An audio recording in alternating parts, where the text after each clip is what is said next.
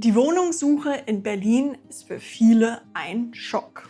Man kommt hier an, hat einen Studienplatz, einen neuen Job oder einfach den Wunsch, neu anzufangen. Und dann merkt man sehr schnell, eine Wohnung finden ist ein Vollzeitjob. Heute erzähle ich dir, wie die Wohnungssuche in Berlin wirklich abläuft, welche Strategien funktionieren, welche Fehler du vermeiden solltest und welche Ausdrücke dir bei diesem Prozess helfen können. Und am Ende sage ich dir ganz ehrlich, wie realistisch es in Berlin ist, entspannt eine Wohnung zu finden. Warum es so schwierig ist.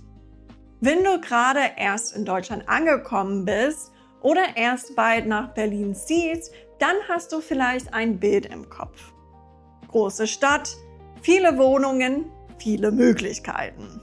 Und theoretisch stimmt das auch. Praktisch ist aber die Nachfrage viel größer als das Angebot.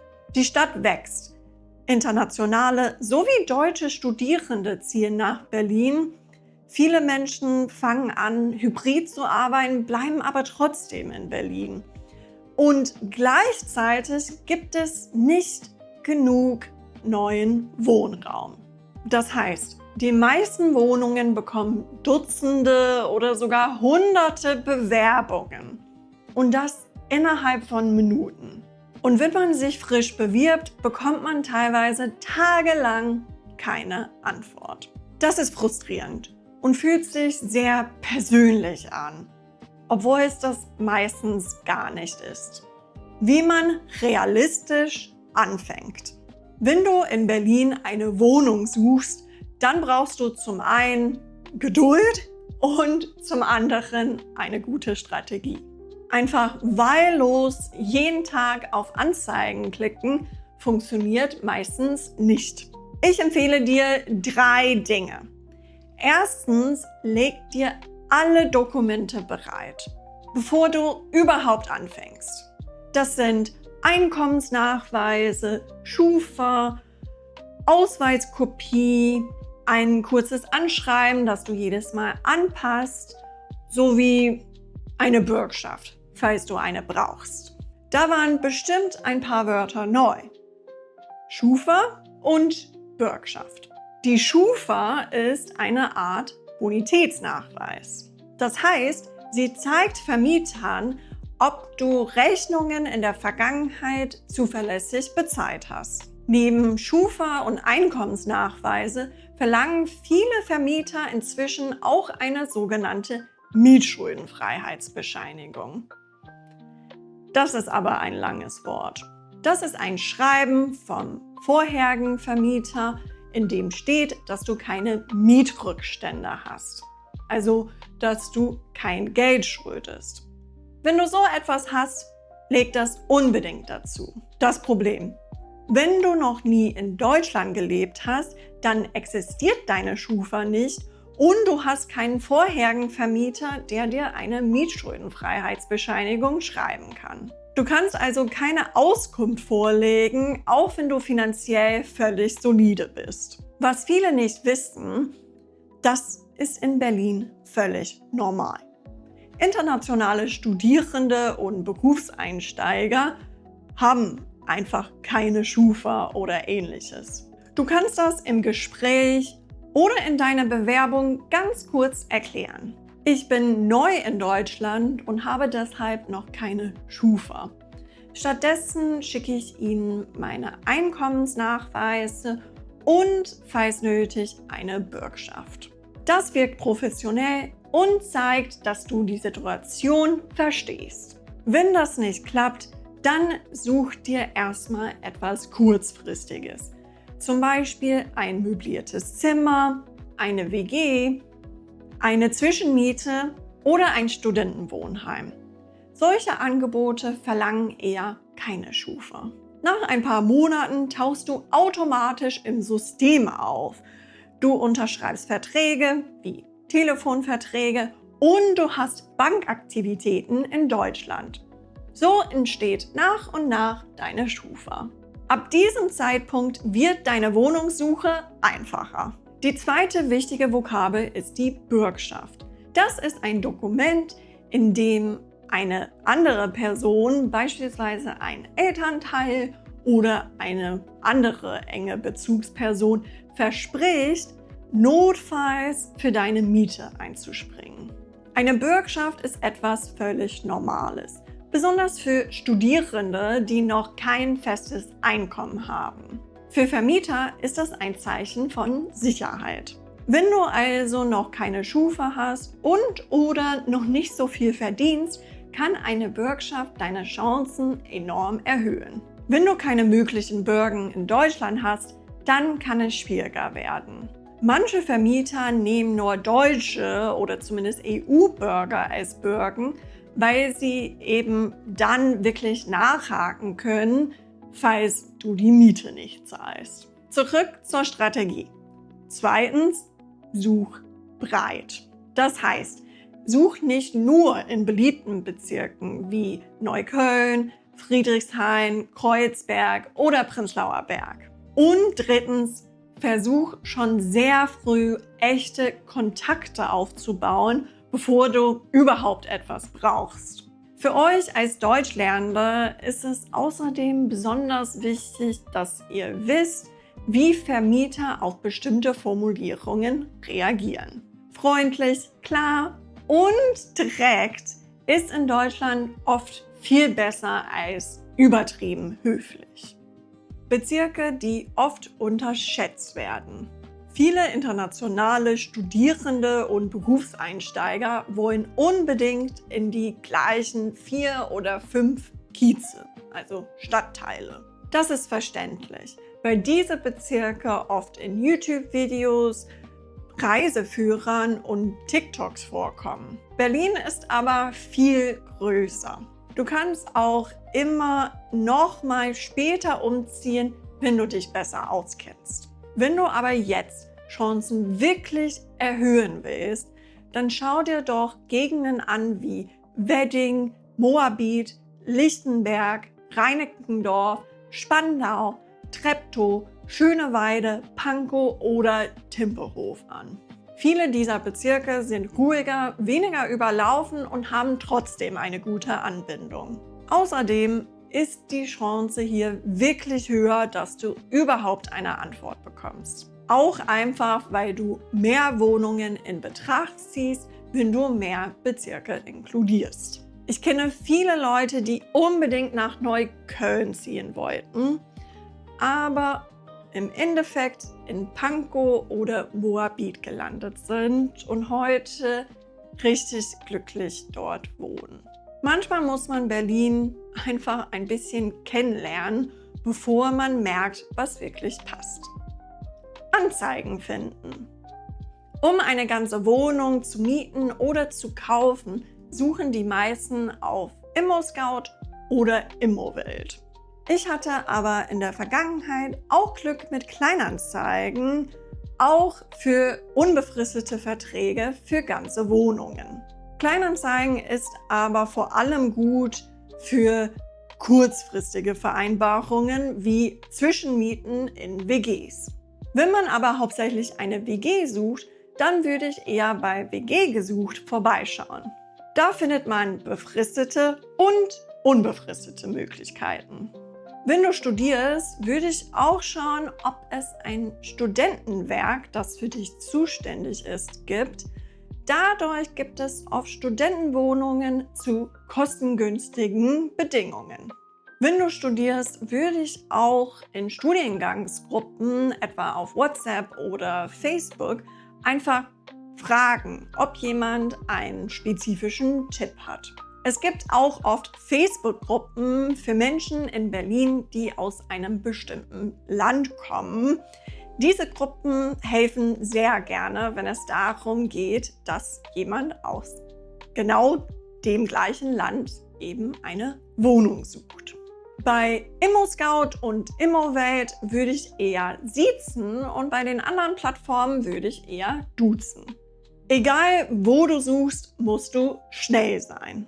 Stell dir auf den Plattformen Benachrichtigungen ein und wenn eine neue Anzeige online geht, dann kannst du schnellstmöglich reagieren. Am besten innerhalb der ersten Minute. Später bist du oft einfach eine von 100 Bewerbungen. Die Bewerbung. Viele Anzeigen verlangen inzwischen eine schriftliche Bewerbung. Und hier machen viele Leute denselben Fehler. Sie schreiben extrem lange Texte, die niemand liest. Es reicht ein kurzer, klarer Absatz. Wer du bist, was du machst, warum du umziehst und warum die Wohnung zu dir passt. Zum Beispiel, ich bin Masterstudentin an der Universität Potsdam, arbeite nebenbei als Sprachlehrerin und suche eine ruhige Wohnung mit guter Verbindung zur Uni. Ich bin zuverlässig, Nichtraucherin und habe keine Haustiere. Die Lage und Größe der Wohnung passen ideal zu meinem Studium. Wenn man sich via ImmoScout oder Immowelt bewirbt, würde ich einfach alle Dokumente mitschicken. Auch einen Brief vom möglichen Bürgen, wenn du einen brauchst. Wenn du dich aber woanders bewirbst, besonders für WGs oder Zwischenmieten, würde ich eher im Text schreiben, dass du gerne weitere Dokumente schickst, falls sie gebraucht werden. Was du vermeiden solltest. Es gibt ein paar Dinge, die Vermieter eher abschrecken. Sehr lange Nachrichten, unsichere Angaben und unvollständige Unterlagen machen es oft schwerer. Ein Beispiel. Wenn du schreibst, dass du noch nicht weißt, wie lange du in Berlin bleibst, klingt das für viele nach Risiko. Auch Sätze wie „Ich bin in Deutschland ganz neu und kenne mich noch nicht aus“ sind nicht unbedingt hilfreich. Du kannst das erwähnen, aber konzentriere dich viel lieber auf Sachen, die Sicherheit vermitteln. Vermeide auch übertrieben persönliche Infos. Niemand muss wissen, dass du schon seit 5 Jahren davon träumst, in Kreuzberg zu wohnen. Das klingt eher so, als ob du die Stadt nur aus Social Media kennst und nicht aus dem echten Leben. Auch ob du Freunde in der Nähe hast, die Wohnungssuche dich voll stresst oder dein Mitbewohner unglaublich nervig ist, interessiert Vermieter gar nicht. Und was du auch vermeiden solltest, sind Scams. Ganz wichtig, wenn jemand nach Geld fragt, bevor du die Wohnung gesehen hast oder den Vertrag unterschrieben hast, dann Finger weg. In Berlin und in vielen beliebten Städten gibt es leider viele Scams, die gezielt internationale Studierende und verwirrte Ausländer ansprechen. Die Besichtigung. Wenn du eine Einladung zur Besichtigung bekommen hast, dann herzlichen Glückwunsch. Das ist auch schon ein kleiner Erfolg. Die Realität sieht so aus. Du kommst zu der Wohnung, stehst dort zusammen mit 5 bis 50 anderen Leuten und dann hast du nur ein paar Minuten Zeit, um die Wohnung anzuschauen und Fragen zu stellen. Viele Vermieter achten gar nicht so sehr darauf, wie gut du Deutsch sprichst, sondern eher darauf, wie du auftrittst. Wenn du höflich bist, zuverlässig wirkst und vorbereitet bist, erhöhst du deine Chancen. Es kann auch helfen, deine Bewerbung auch physisch vor Ort zu haben und das zu überreichen. Du willst aber dabei auch Interesse zeigen. Dafür kannst du ein paar einfache Sätze benutzen, die immer gut ankommen. Zum Beispiel: Können Sie mir sagen, wie hoch die Nebenkosten im Durchschnitt sind? Gibt es einen Hausmeister oder eine zentrale Ansprechperson? Wie ist die Nachbarschaft so? Ab wann wäre der Einzug möglich? Du musst nicht kompliziert sprechen. Wichtig ist, dass du konkret fragst und zeigst, dass du dich ernsthaft interessierst. Ähnlich sieht es aus bei WG-Castings. Da ist es noch mehr als eine Besichtigung. Bei WG-Castings muss man zusätzlich versuchen zu zeigen, dass man in die Gruppe reinpassen würde. Hier spricht man viel umgangssprachlicher und es geht eher darum, ob man häufiger Partys schmeißt, zuverlässig aufräumt, gerne kocht oder lieber leise ist. Überlege dir, was dir im Vornherein wichtig ist. Am besten sollten die Mitbewohner auch zu dir passen. Sonst musst du in ein paar Monaten das Ganze wieder durchmachen, weil du einfach unglücklich bist. Zwischenlösungen. Viele internationale Studierende brauchen oft erstmal etwas, um anzukommen. Ein WG-Zimmer, ein Untermietvertrag oder eine möblierte Wohnung. Manchmal kostet das mehr, ist in einem unbeliebten Bezirk oder ist einfach nicht so nah an der Uni oder an der Arbeit. Trotzdem könnte es sich lohnen, erstmal anzukommen. Das ist völlig normal. In Berlin hat fast jede Person irgendwann zwischendrin irgendwo mal gewohnt. Viele bleiben dann länger als geplant, weil der Druck erstmal raus ist. Du kannst in Ruhe ankommen, dich orientieren und nebenbei nach einer langfristigen Lösung suchen. Besonders hilfreich ist es, früh Leute kennenzulernen. Wenn jemand dich persönlich kennt, ist die Wahrscheinlichkeit viel höher, dass du eine Empfehlung bekommst oder dass eine private Anzeige gar nicht auf den Plattformen landet, sondern direkt in deinem Postfach. Das wäre ja praktisch. Die Realität. Ich will dir nichts vormachen. Manche suchen 2 Wochen, andere suchen vielleicht 6 Monate oder geben sogar auf. Aber fast alle finden etwas. Und oft schneller als erwartet, wenn man ein bisschen flexibel ist. Der wichtigste Punkt ist, die Wohnungssuche nicht persönlich zu nehmen.